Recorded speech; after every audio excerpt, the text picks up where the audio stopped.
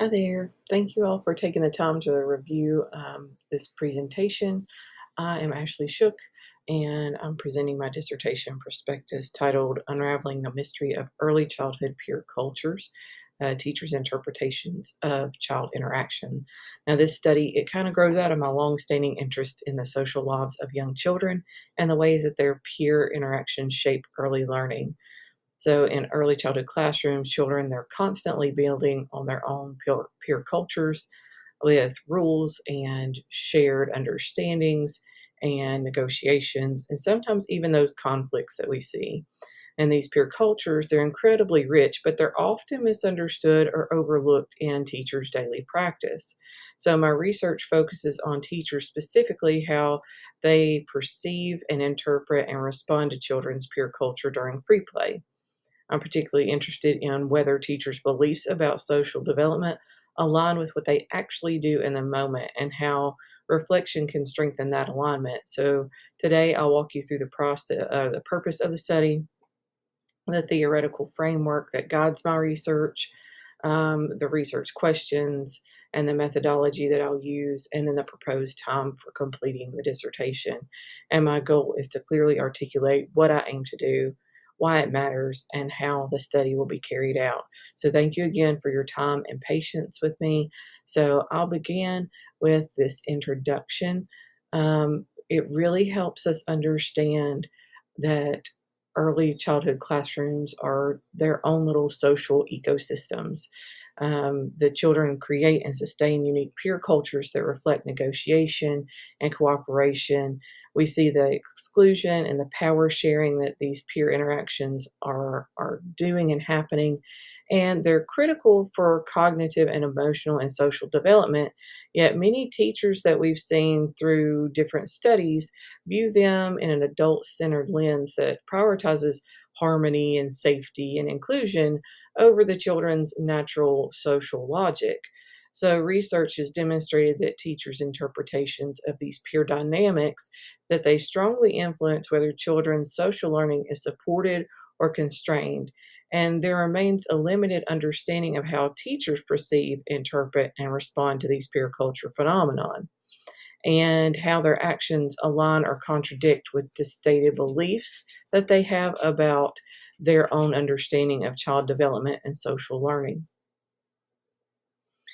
Although children's peer cultures are central to early learning, teachers frequently misinterpret these complex social behaviors, such as exclusion or hierarchy of who's doing what in a play scenario, and teasing as negative or maladaptive. And these adult interpretations may inadvertently disrupt the development of children's self regulation, their social problem solving, and their autonomy. And prior research highlights the persistent gap between teachers' perceptions and their real time practices when mediating peer interactions. Without a deeper understanding of this perception, like an action gap, and early childhood educators risk really overlooking the opportunities to nurture authentic peer relationships and social emotional competence. The purpose of this qualitative multiple case study is to examine early childhood teachers' perceptions, their interpretations, and the actions related to children's peer cultures during free play. Specifically, the study will explore how teachers make sense of children's social structures and peer negotiations. They'll analyze how teachers' beliefs and cultural frameworks influence the in the moment responses that they have to children.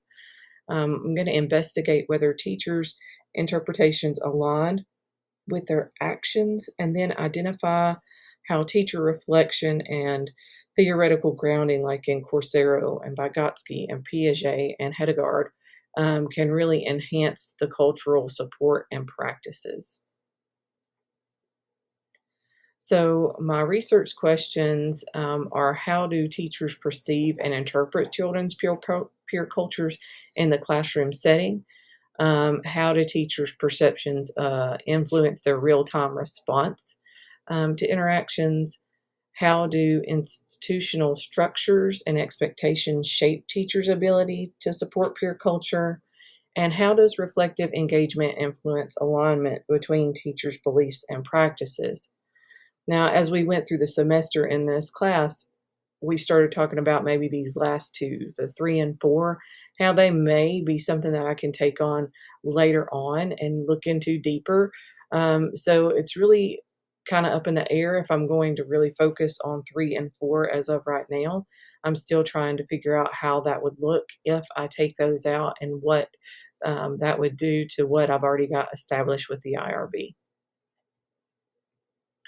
So this study is grounded in an integrative theoretical framework that combines Coursera's peer culture theory to where children engage in interpretive reproduction to co-create their own social systems from adult expectations. It's also based in what we know as constructivism with Vygotsky's social cultural theory. So, learning and identity, they emerge through mediated social interactions and shared play rules. And then Piaget's equilibrium is shown here, where we peers they may have conflicts, and it promotes their cognitive growth and moral reasoning. Also, Hedegaard's institutional practice lens. So teachers' actions are really influenced by what their setting is and how these expectations they shape children's social opportunities. I also have Bronfenbrenner's chronological system because it captures developmental changes over time as the teacher's reflection and understanding evolve. It also is something that I'm looking into of how their experiences when they were children, how that could influence over time what they see with the children that are in their care now. And so these combined lenses position teachers as co constructors of culture rather than just regulators of the behaviors that are going on within these structures. Now, the design is a qualitative, multiple case study. It uses ethnographic and interpretive methods. And so my participants are going to be probably 4 to 6 early childhood educators that are over the age of 18, of course. The children are 3 to 5 years old in each classroom, and I have to get parental consent and child assent. The two sites that I'll be using are Lucy Brock Lab School um, at Appalachian State University and also Episcopal Day School here in Augusta, Georgia. So I'll have those two as my sites. For data collection, there'll be pre-observation surveys the teachers will complete through Qualtrics, a survey on their beliefs and their perceptions of peer cultures, and then some naturalistic observations. So these video recorded free play sessions over a week or two that I'll be able to look at and kind of see how the teacher interacts with the children who are in that free play session. There's also going to be teacher reflection sessions, so I'll be talking to them over Zoom, and we'll view their the recordings from their classroom so that I can understand better what they're seeing, and I can also use what they're saying in their wording to help understand better about what they are seeing and how their interactions change over time.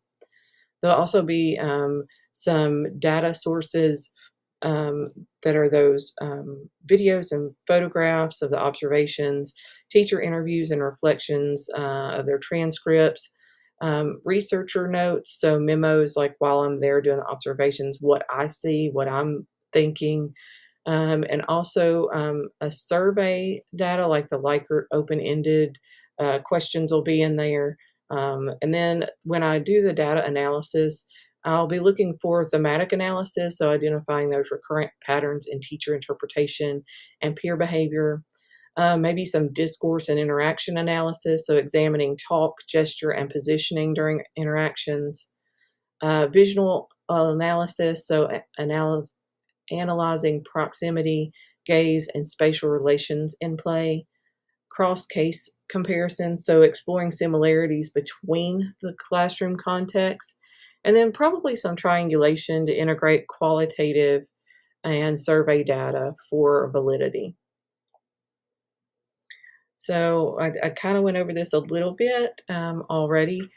So just so you can see it here, this is the methodology overview. As you can see, these multiple case studies, where it's going to be located, and then the duration of the actual active part of the study is about 2 months of this observation and reflection cycles.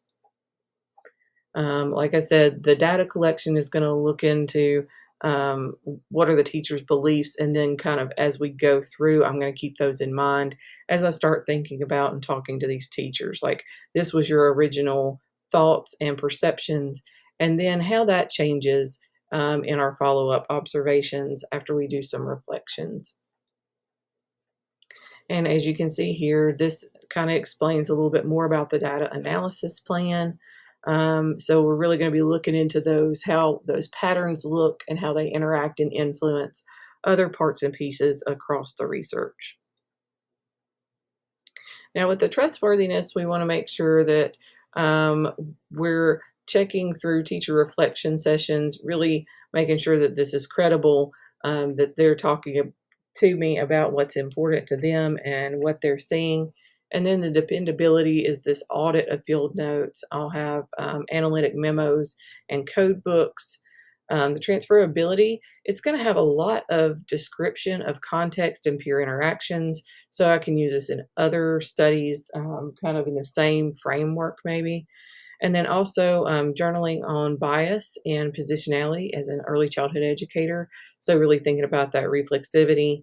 And then, like I said, I've already got my IRB approval. I just need to amend it specifically. So I'll just put in a request to change it from a pilot study, and then make sure that all of my forms align with what I'm planning on doing now if I remove those last two questions. Now, the significance is that this addresses a critical gap between theory and practice in early childhood education by revealing how teachers' interpretations shape children's peer cultural experiences, also providing insight into how teacher reflection can transform practice. It also helps me with offering a framework for professional development, maybe later on, that's centered on observation, reflexive, um, and responsive interactions. And then it contributes to teacher education by incorporating peer culture theory into pre service and in service training, because this is not widely known throughout what I've seen on my lit review so far. There's not a lot of information out there that's being dispersed in education programs about peer culture theory. So, the purpose of this qualitative multiple case study is really to examine those perceptions. And so, as I go through, this is kind of the timeline that I'm looking at. Is so my prospectus and proposal, I've been working on it, refining it, and then I plan to present my prospectus, my proposal, maybe the end of January, the 1st of February in 2026, and then I'll begin my data collection. So between February and May, we'll get that done. And then the data analysis, we'll start looking at that in June and August and really coding those themes, thinking about our transcription, um, developing a matrix that helps us understand it better. And then September through October, I'll be drafting chapters 4 and 5. So, really thinking about what my findings were and all those things, and have my dissertation draft for my committee to look over. And then in November, I'm hoping to defend and do my like any final revisions, and then defend, and then have my dissertation approved and graduate by next December. So it's coming up quick, and I hope that all of this falls right into line with what I have in mind. So the reason that I really wanted to do this is kind of to start my thought process in research, because I know that this addresses a critical gap between theory and practice. It's really going to help reveal how teachers' interpretations shape their interactions with children while those children are having their own interactions in their peer cultures. I really want to provide some insight into how teacher reflection can transform that practice, because we know how important it is for teachers to reflect, but also they don't have a lot of time to reflect. So if we have some data and insight into that, maybe it'll give us some leverage to start providing teachers the space to reflect and give directors more ideas on how to facilitate reflection. Because in the classrooms that I see on the day to day in my job, these teachers are um, they're not given time to really transform their practice. They just are expected to be there to take care of the children and be really a warm body in the classroom. And we want more than that. We want some serious transformation to where we can ensure that the children are getting the highest quality care that they can. This is also going to offer a framework for that professional development that really centers on observation, reflective, and responsive interaction. And then it's going to contribute to teacher education by incorporating peer culture theory into some in service trainings that eventually I plan to develop, and also into some pre service things that, if I do put my foot in the door of being a professor or an instructor somewhere, that can be an influence that I give there of how important it is to understand this theory and this research, to really make a difference in our classrooms for our children. Now, this this quote is from Walt Whitman in The Leaves of Grass. It says, "Not I nor anyone else can travel the road for you. You must travel it yourself. It's not far, it's within reach. Perhaps you have been on it since you were born and did not know, and perhaps it is everywhere on water and land."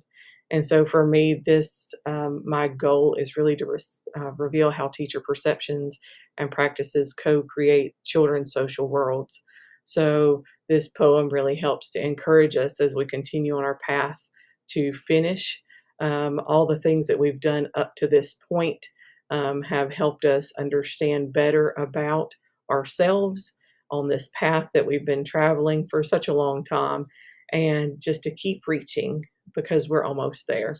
So thank you so much for your time and your patience as we went through this presentation. I hope that it was informational for you, and I look forward to hearing about your proposals as well.